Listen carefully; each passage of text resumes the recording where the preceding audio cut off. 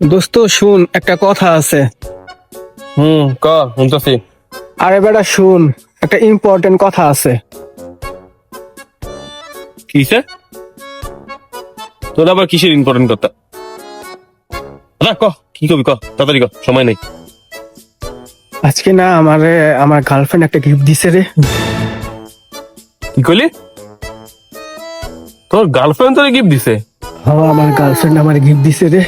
তোর গার্লফ্রেন্ডও আছে, আবার গিফটও দিছে? কেমনে কি?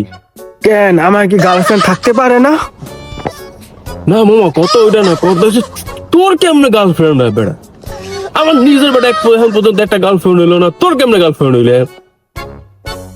কেমনে পড়াইলি এটা কথা মারে কেমনে? ওইসে তোর মতো বোকা চোদা কোনোদিন পড়াইতে পারবো না। কি করলি মামা, তুই আমার অপমান করলি এমনি?